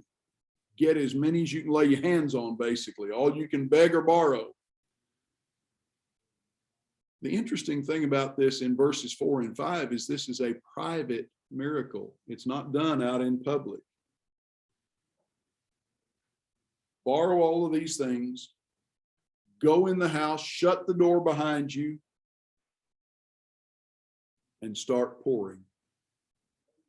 Start filling the vessels. And when one is full, set it aside. And so she goes and borrows everything she can lay her hands on. Lo and behold, when does the oil run out? When she runs out of jars. If she'd have had more, you're right. If she'd had more jars, if she'd had more containers, she'd have had more blessing. So when the vessels are full, she says to her son, bring me another. He says, we're out. We run out of empty vessels. And the oil stopped flowing. So she goes and tells Elisha, the man of God, all right, go sell the oil and pay your debts. You wanted a solution? Here it is. Go sell the oil and pay your debts. Problem solved. Debts paid, a living secured. She doesn't have to worry about them coming after her sons anymore. But now at verse 8, we're introduced to a Shunammite woman. And remember, in the Song of Solomon, we're introduced to the Shulamite, Shulam with an L. This is a Shunammite, which is, she's from Shunem up here in Israel. This is the same area from which Abishag came, David's last concubine, or David's last wife when he was old. Remember, he has Abishag the Shunammite to keep him warm. All right, here is a woman from the same place. Elisha goes to Shunem, where a wealthy woman lived. She urged him to eat some food. Whenever he passed that way, he would turn in there to eat food. She said to her husband, behold, I know that this is a holy man of God who's continually passing our way. Let us make a small room on the roof with walls and put there for him a bed, a table, a chair, a lamp. So whenever he comes to us, he can go in there. In other words, let's just build a spare room. Okay. Her kindness was extended to him before she realized who he was. Verses 8 and 9, she invites him in for food before she knows who he is, apparently. Now I know, verse 9. She didn't know when he started, when he first came there. But now she's ready to build a spare room for him. Verses 11 through 17, you have not only Elisha's approval of this good woman, but by implication, God's as well. One day he came there and he turned into the chamber and rested there. And he said to Gehazi, his servant, call this Shunammite. When he had called her, she stood before him, and he said to him, that is to Gehazi, say now to her, see, you have taken all this trouble for us. What is to be done for you? Would you have a word spoken on your behalf to the king or to the commander of the army? She answered, I dwell among my own people. Then what is to be done for her? And Gehazi answered, she has no son, and her husband is old. And he said, call her. And when he'd called her, she stood in the doorway. At this season, about this time next year, you shall embrace a son. In other words, you'll have a child. Oh no, my Lord, oh man of God, do not lie to your servant. But the woman conceived, and she bore a son about that time, the following spring, as Elisha had said to her. So he asks if she needs any help with those around her. Do you want me to speak to the king on your behalf? That's remember who the king is? Jehoram at this point. That's kind of almost sounds like a brash offer, except that Jehoram is maybe appropriately intimidated by Elisha, and Elisha knows it. You want me to speak to the commander of the army? Do you need any help with those around you? Well, I'm at peace. I've got nothing to complain about. Life's good. Go back to verse 8. Well, she's wealthy. She's not hurting for anything except a child. The answer, what do you want, lies in the removal of something that is a shame to her, an embarrassment to her. In that era, for a married woman to be childless, barren, is just, that's the epitome of catastrophe. It was not uncommon for a man to actually either take on a second wife or divorce his wife in order to replace her if she could not bear him children. Because what was the big deal in Israel? You got to have children, and specifically sons, to carry on your name so that your name doesn't die out in Israel. Well, not only is the Shunammite woman blessed, now her husband has an heir as well. God's answer is to give her the greatest possible joy she could have, to have what her husband wanted. Think about Jacob with Leah and Rachel. And Leah has child after child after child, and Rachel has no children until finally Joseph is born. And what does Rachel say when Joseph is born? Now the Lord has taken away my reproach, my shame. Well, that's where this woman is. The Lord has taken away my shame. But when the child has grown, I don't know how old the child is, but he's grown. He's old enough to be out and to walk around and to speak and to communicate. And he has what we might call sunstroke. my head, carry him to his mother, brings him in, and he dies. Heat stroke, sunstroke, so it would seem. What does mama do? She goes to the only one that she knows has the power to help her. Verses 22 through 24, send one of the servants on a donkey. Donkey goes faster than just running along. Send him to the man of God and bring him back. Come back. It's neither a new moon nor a Sabbath. Why bother? Why bother with this? And the word comes back, all is well. She says, literally, she says, shalom, peace, all is well, or it shall be well. Now, that seems like a strange response. The child is dead. She's sending word to the prophet. She's getting kickback, and she says, peace. Well, that word represents spiritual and physical well-being, but it's also a non-committal response. It basically says, we'll see. We'll see. Along the way, she encounters Gehazi, the servant, and she will not be turned aside. She will not let him interfere. Did I ask my Lord for a son? Did I not say, do not deceive me? She's looking at this. She's going to tell Elisha, you have treated me cruelly by giving me a son and taking him away. And Gehazi tries to run interference, basically, to no avail.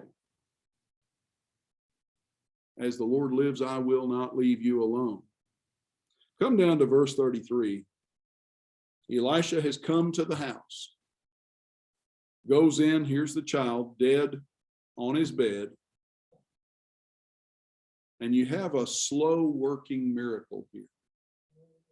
This is kind of an exception to the rule. Normally, when God performs something, it's just done. Here, it's a slow process. He went in, shut the door behind the two of them, prayed to the Lord, went up, lay on the child, putting his mouth on his mouth, eyes on his eyes, hands on his hands. As he stretched himself upon him, the flesh of the child became warm. He got up again, walked back once again, back and forth in the house, went up, stretched himself upon him. The child sneezed 7 times and opened his eyes. And then he summons Gehazi, call this Shunammite, pick up your son. The grateful heart in verse 37, she came and fell at his feet, bowing to the ground, and took her son and went out. A grateful heart.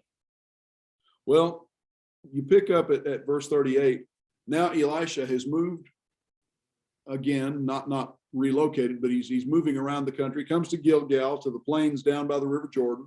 There's a famine there, and the sons of the prophets. This would seem to be the same group that he has been associated with all this time, and they're in a bad way. They're hurting for food.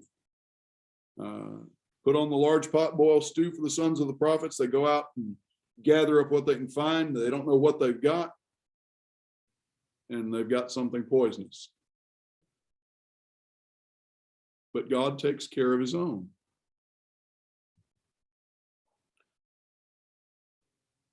There's death in the pot. They could not eat it. Bring flour. He threw it into the pot. Pour some out for the men that they may eat. And there's no harm in the pot.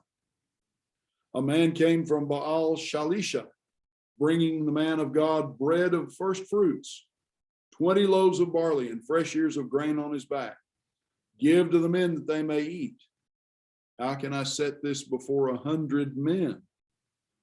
Give to the men that they may eat, for thus says the Lord, they shall eat and have some left. So he set it before them, and they ate and had some left, according to the word of the Lord. 20 loaves, that would have been enough for 20 men maybe.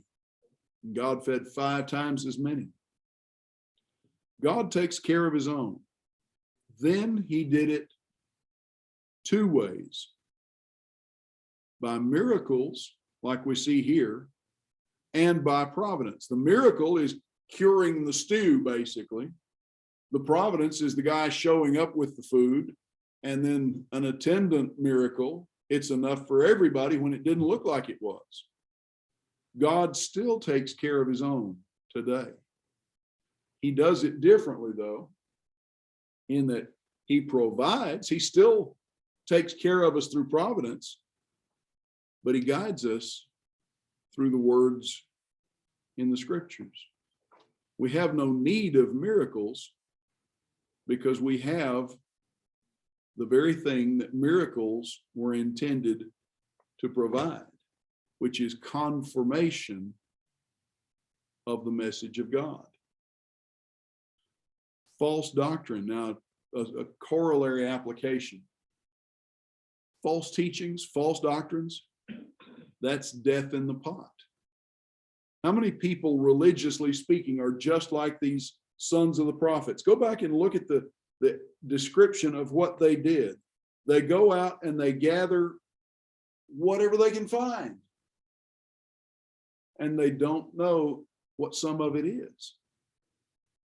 How many people in the world today treat their souls, feed their souls the same way? Just gather up whatever they can lay their hands on without any consideration of whether or not it's healthy, whether or not it's good for them and nourishing. False doctrine, false beliefs are death in the pot.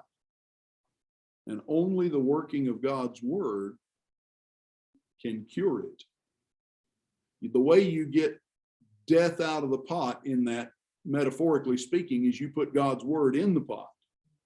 The way you get false beliefs and false ideas and false teachings out of your mind is you put God's word into your mind, and it cures it. It takes care of it. And just like Jesus feeding the 5,000 and feeding the 4,000, when Elijah feeds this 100 men, they've got leftovers. God doesn't give us just what we need. He gives us more than we need. Think about Solomon. What did God offer Solomon? Here's my checkbook. Just fill out what you want. Give you anything I want. And Solomon says, give me wisdom. And God does not just give him wisdom. He makes him rich and powerful and influential as well. Everything he could have asked for and didn't, God gives him on top of the wisdom.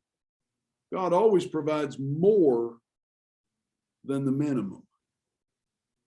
So you flip over to chapter 5, and now we come to the encounter of Naaman. And Naaman is an interesting character. He's the commander of the army of Syria. Syria, of course, up here to the northeast of Israel. Elisha down here to the southwest in Israel proper, along the plains of the Jordan River, basically. And Syria is a powerful, powerful nation compared to Israel. And so here's this man, influential, powerful, a man of position and authority, and he is a mighty man of valor, a decorated war hero, basically. Somewhere along the way, he has picked up what was the most dreaded disease of that age. We think about, nowadays in the 21st century, we think about coronavirus. Oh, coronavirus, but 99 point however many percent of people that get any strain of coronavirus survive. Think back to the 1980s, the days of when HIV and AIDS were first being discovered and diagnosed. And in those days, before there were antiretrovirals and things like that, if you got that, that was pretty well a death sentence, wasn't it? How many people died? Granted, because of illicit drug use, granted, because of ungodly sexual behavior and so forth, but some of them were innocent. The spouses of folks and people that received blood transfusions and things like that. In those days, that was basically a death sentence for most people. leprosy in the ancient world was basically a death sentence. Remember back in the book of Leviticus, the instructions given for dealing with leprosy. Somebody that has leprosy is to be put outside the city. They're not allowed to be in common company with people. They're to keep their distance. They're outcasts and pariahs. And if they try to come into the city, you have to drive them out again. In Gentile society, the laws may have been somewhat different, but the effect was largely the same. Here is a powerful, influential man who, even in his own country, is going to be somewhat of an outcast because he has the most dreaded disease of the age. And nobody wants to get close enough to him that they might be exposed to it. But he's got a servant girl that works for his wife. And she is an Israelite. Oh, it's a pity you're not in my country where the prophet could cure you. And she's not even talking to Naaman, she's talking to his wife. Oh, it's a shame that he's not in Israel where the prophet could cure him. And you know what the wife does? There's something we can do about this. She tells Naaman, Naaman goes to the king says, go, and I'll give you a letter of recommendation. Look at what he takes. 10 talents of silver, 6,000 shekels of gold, which is a good part of a talent in its own right. 10 changes of clothing. And he comes to the king of Israel. Now, he probably doesn't come right into the palace. He probably has to send a messenger in because the king's not going to want to be around him any more than his own king.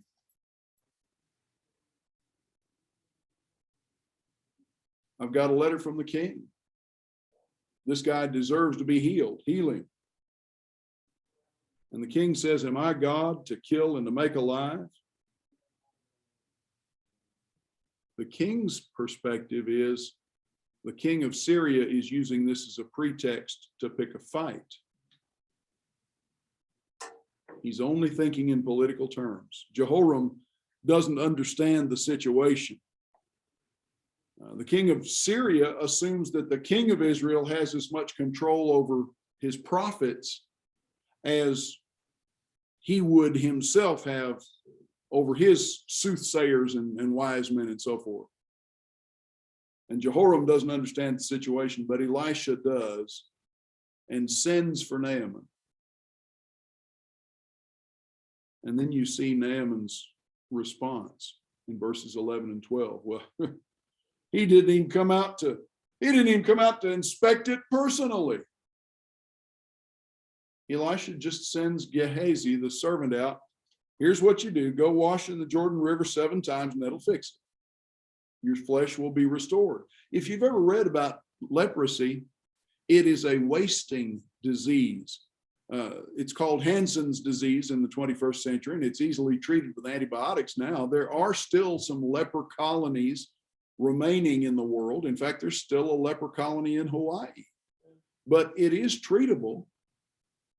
You can arrest its progress now with antibiotics, but it's a wasting disease, and flesh dies, and you lose fingers and toes and hands, and you lose muscle structure and so forth. And so this man has some of the visible evidence of leprosy. Go dip 7 times in the River Jordan and you'll be restored. Your flesh will be restored. You'll be clean. Why, he didn't even come out to speak to me personally. Jordan River, the Abana and the Pharpar. Rivers at home are better rivers than this little muddy stream. And notice he went away in a rage. He was angry. Why was he angry? Well, he didn't believe. But why didn't he believe? Because of the Jordan. Well, because of the Jordan, and because Elisha didn't even come out and speak to him personally. He felt like he'd been disrespected, apparently. Now, there's no mistake about the source of the instructions. Elisha sent a messenger to him saying, go wash in the Jordan 7 times and you'll be clean. Elisha is not the servant's not the source. Elisha is the source of the information. The messenger, the servant, speaks for Elijah. Were it not for a wise and very soft-spoken servant, Naaman would have died a leper. One of his servants, though, reasons with him. If the prophet asked you to do something hard, would you have objected? If he had charged you all of the silver and gold and clothing that you brought, you were ready to pay that.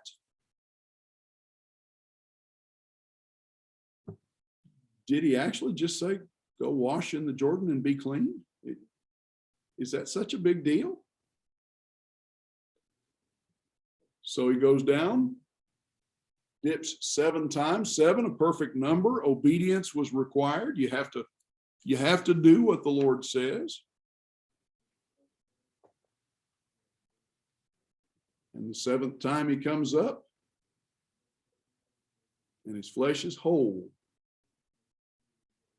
He's healed. It's restored like a little child, like a young man. He's healthy again.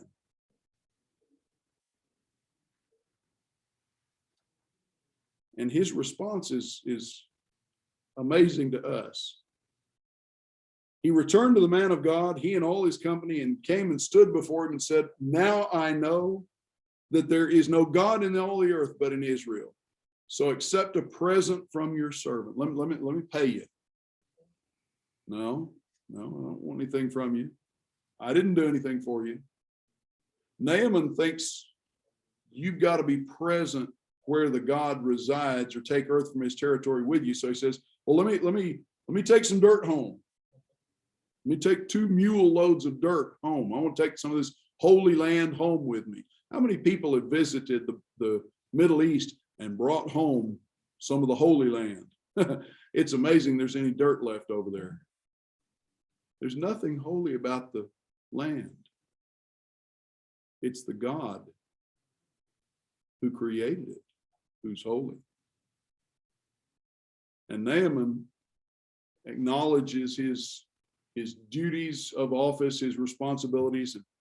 And look at verse 18, asks that God would pardon any sins he might incur in fulfilling his role. Remember, he's a soldier. And Elisha just sends him in peace. Go on your way. Go in peace. And Gehazi,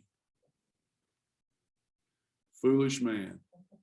Somebody ought to profit out of this deal. If it's not going to be Elisha, why not me? And look at, you have to wonder about this guy, because he doesn't just say, I might as well make a little out of this deal. Look at how he phrases it down here in verse 20. As the Lord lives, he takes an oath. As the Lord lives, I will run after him and get something from him. He takes an oath in the name of God. I'm going to get something from him. Well, brother, did he ever? What did he get? Well,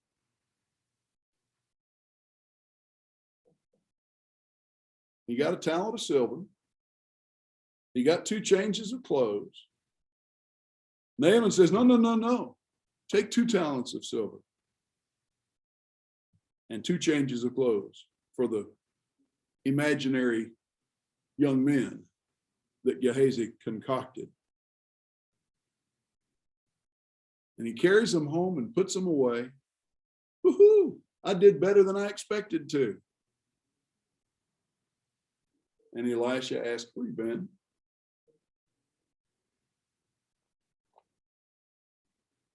Personal success was in sight as far as Gehazi was concerned in verse 20.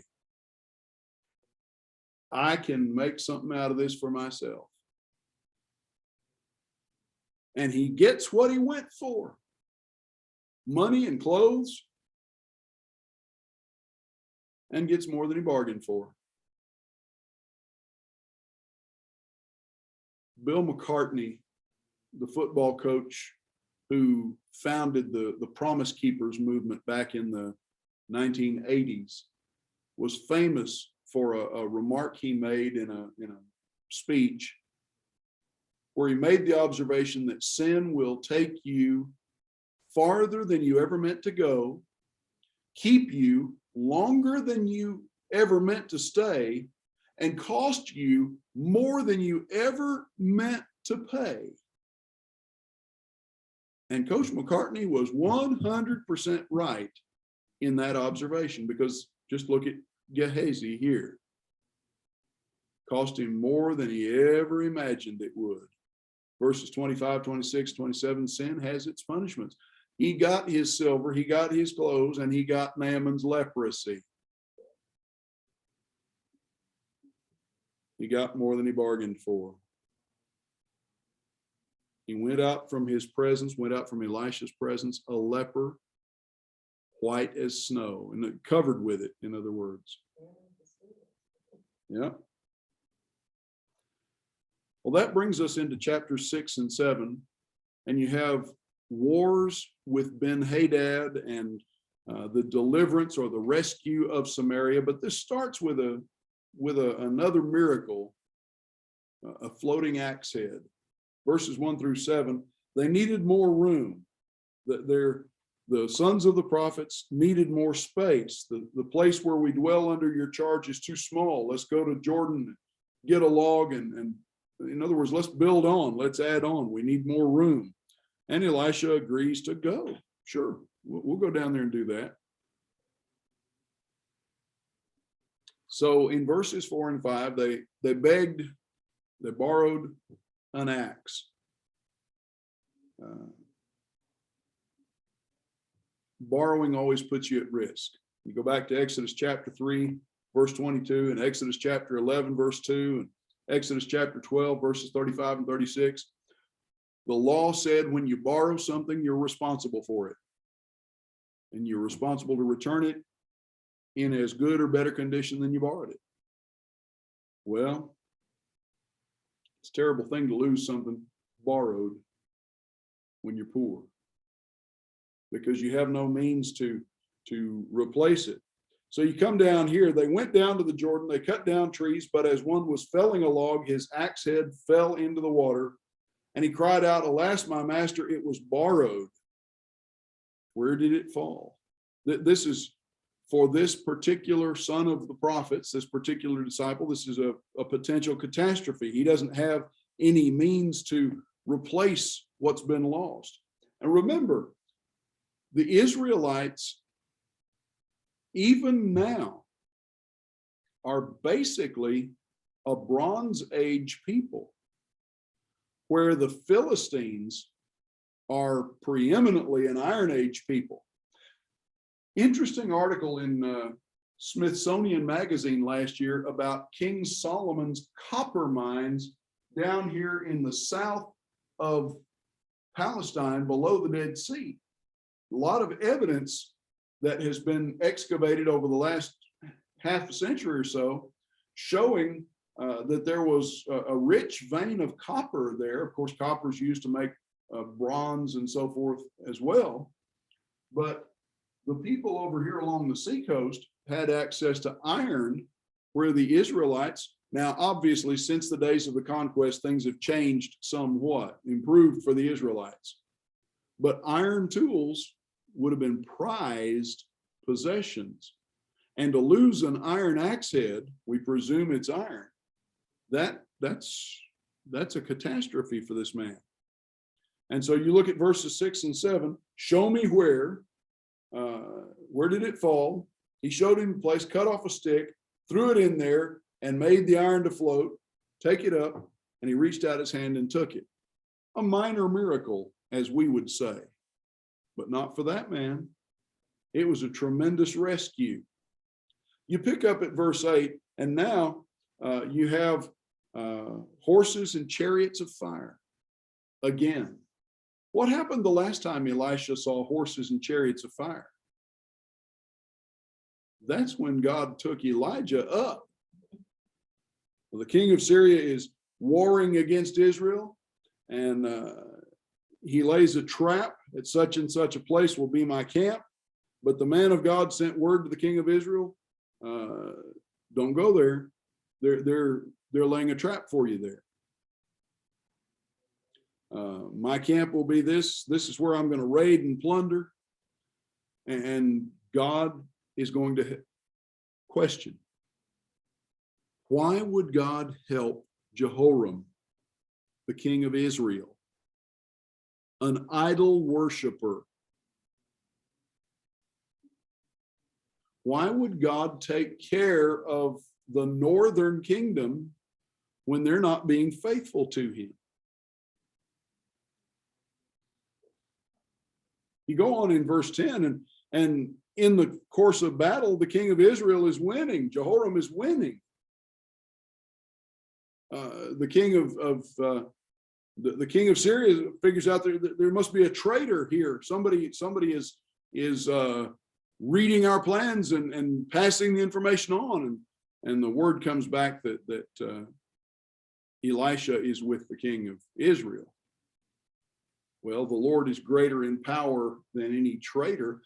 But again, the question, why would God help Jehoram, the ungodly king of Israel?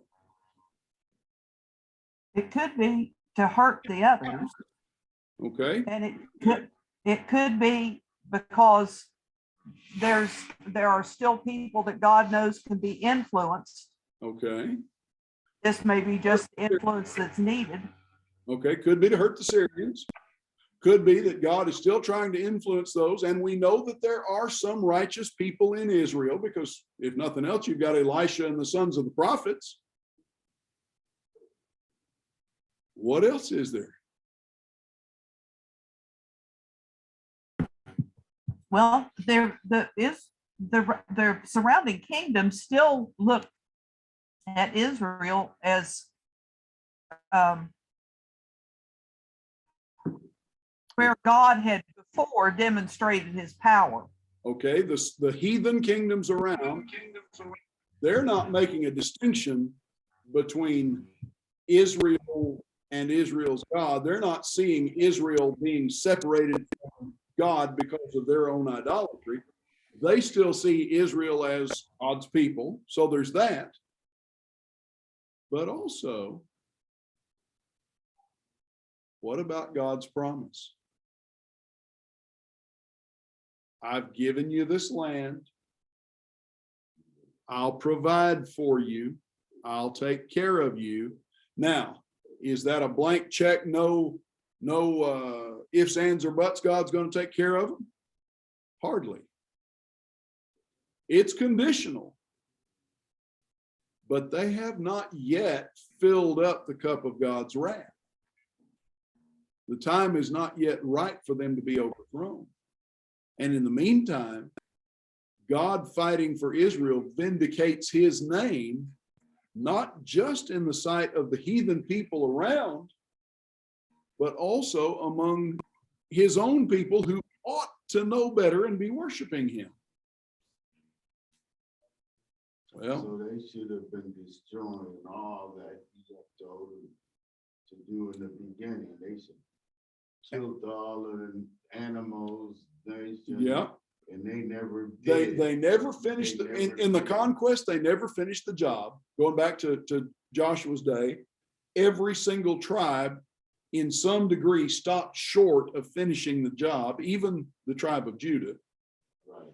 But on top of that, he is still keeping his promise to them in spite of their faithlessness. So God is giving them success, we might say, in spite of themselves. The king of Israel sent to the place about which the man of God told him, he used to warn him so that he saved himself there more than once or twice. In other words, every time Elisha sent word to Jehoram, it got him out of a tight spot. It got him out of trouble in battle. And the mind of the king of Syria was greatly troubled because of this thing. And he called his servants and said, "Will you not show me who of us is for the king of Israel?" The only thing he can come up with is, we got to have a traitor among us. And one of his servants said, "None of us is a traitor. The problem is the king of Israel has a prophet named Elisha who tells the king the words that you speak in your bedroom." Now that's a kind of a hyperbole, but that's the gist of it. God is revealing through Elijah what Jehoram needs to know. Well, the king of Syria has a simple solution. All right, go capture that prophet. Go find out where he is and catch him for me. We'll solve this right quick. Well, he's in Dothan. So they send to capture him in Dothan. 1 plus God is always a majority, and 1 plus God is always victorious. Sent a great army, chariots, and came by night, surrounded the city. Here they are surrounded. What do we do? What do we do? Don't worry about it. Don't worry about it, servant.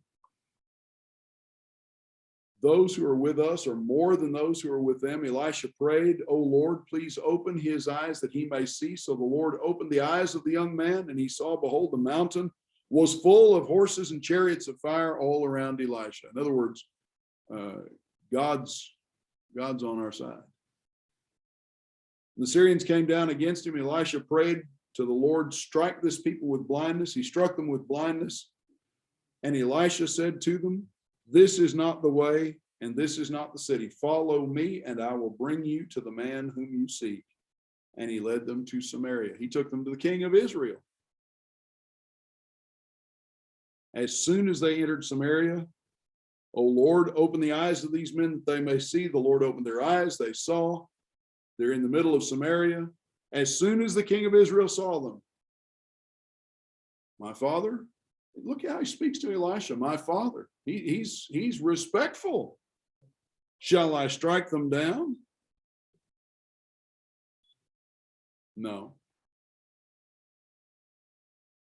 He's a little bit eager. He asks twice. He's a little eager for physical victory. That wouldn't have helped him, though. Killing them would not have helped them. Syria would have had a defeat and would have continued to attack and plunder, because this is not all this Syrian army. It's just the ones that the king sent. So what do? Well, look down here. Feed them. Feed them well. Feast them and send them home. And notice at the end of verse 23, the Syrians did not come again on raids into the land of Israel. You send an army to capture the king's prophet, and the prophet strikes them blind and takes them to the headquarters of the king, where they get fed maybe the best meal they've ever had, and sent home. What are you going to do against that? How you get? They were at your mercy, and instead of killing them, you fed them. What are you going to do against that? How are you going to fight that? Well, they did not make raids again on the land, at least at that point. there's a passage of time, we don't know how much, between verse 23 and verse 24. Ben-Hadad now musters all of his army and comes to Samaria and lays siege to it. And it's an intense siege, an intense famine. Look at the description here. It gets so bad that a donkey's head is sold for 80 shekels of silver, the fourth part of a cab of dove's dung for 5 shekels of silver. They're eating anything they can get their hands on.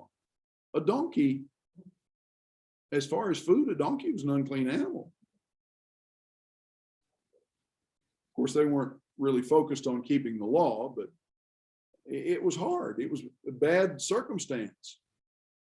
Well, now we've got the issue with two women rather, 2 little infants. Woman comes to the king crying out for help, for justice. What's your trouble? This woman said to me, give your son that we may eat him today, and we'll eat my son tomorrow. So we boiled my son and ate him. And the next day I said to her, give your son that we may eat him, but she's hidden her son. How bad does it have to be to resort to cannibalism? Pretty sorry state of affairs. The king heard the words, he tore his clothes. And he had sackcloth on beneath them. And look who he blames. At verse 31, may God do so to me and more also if the head of Elisha, the son of Shaphat, remains on his shoulders today. He's going to blame Elisha for this. What did Elisha have to do with any of this? A donkey's unclean. Its head is the least edible part of it. Gathering a whole lot of dove's dung, bird poop, for what little bit of seeds and things may be passed through undigested. Cannibalism. The king is wearing sackcloth as his underwear. And then he makes a rash oath in his despair and dispatches a messenger. The king sends a man from his presence. Well, that messenger is an executioner. He's not just a messenger. He's somebody sent to kill Elisha. Elisha's not hiding. King knows where he is. The elders are sitting with him. Before the messenger arrives, Elisha says to the elders, you see what he's done. He foretells what's been proposed. He has sent a man to execute me, to take my head off my shoulders.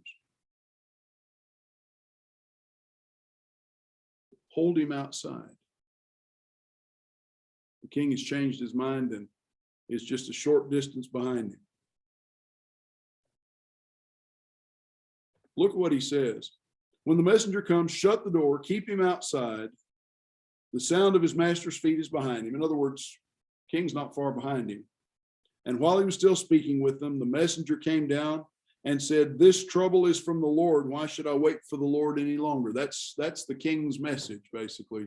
I'm going to blame God for this, and I'm going to take it out on you.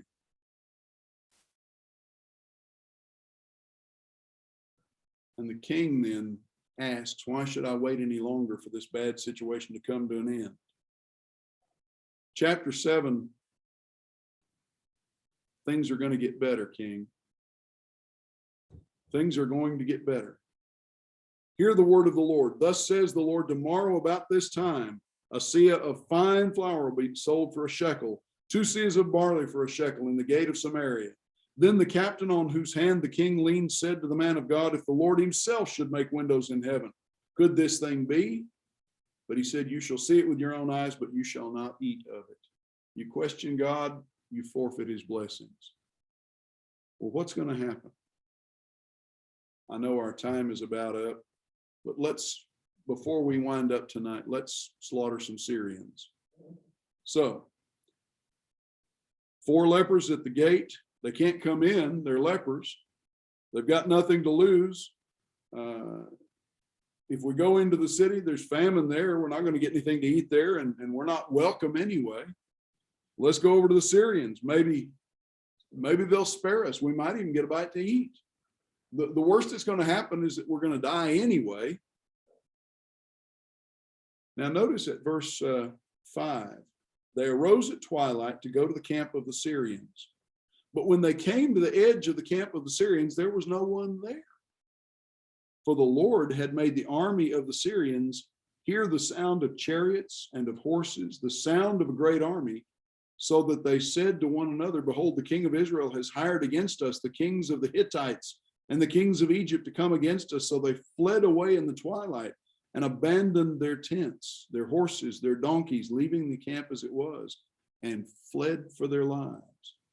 And when these lepers came to the edge of the camp, they went into a tent and ate and drank, and they carried off silver and gold and clothing and went and hid them. Then they came back and entered another tent and carried off things from it and went and hid them. And then they said, we're not doing right. This day is a day of good news. If we're silent and wait until the morning light, punishment will overtake us. Now, therefore, come, let us go and tell the king's household.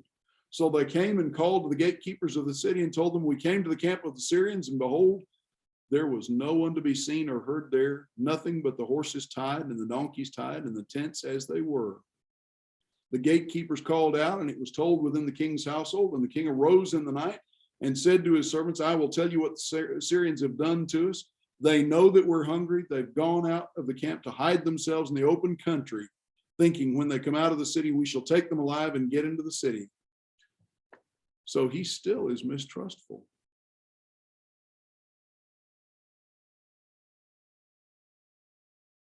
He still is unbelieving. He's afraid of being trapped. So let us send and see. They took 2 horsemen. The king sent after them the army of the Syrians. Sent them after the army of the Syrians, rather. Go and see. And they went as far as the Jordan. All the way was littered with garments and equipment the Syrians had thrown down in their haste. And the messengers returned and told the king. In the meantime, the people go out. They plunder the camp. The prophecy comes to pass. Food is so plentiful, it's cheap. The captain had appointed the king had appointed the captain on whose hand he leaned to have charge of the gate, and the people trampled him in the gate. He died as the man of God had said. The unbelieving aide dies just as predicted. God provided for them just as Elisha said he would.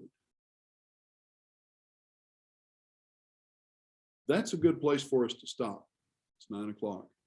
Next week, we'll pick up the last couple of chapters here, 8, 9, and 10 to finish what we really should have covered tonight. And we'll review next week in a summary fashion everything that we've covered as prep for the midterm. And after class next week, I will email to all of you both a Word document and a PDF of the midterm exam. You just use whichever you can most easily manipulate, and you can print it out and mail it back, or you can do it online, or you can print it, scan it, and email it back, however you want to do it. And you'll have a week to do that. Questions, thoughts, comments? Hey, Dave. Yes, sir. That you said that coach said something about sin. You say sin will take you farther than you want to go, make you stay longer than you want to stay. And what was the last one? And cost you more than you meant to pay. Cost you more than you meant to pay. Okay. Yep. I'll try to find the exact quote and send it to you, Sam. All right. That's a preacher's gem if ever there was one. Makes a good sermon too. Yeah. And All right, thanks. I will readily admit that I have preached that sermon. All right. Good to have y'all. Take care. Thank you for being here. Good night, everybody.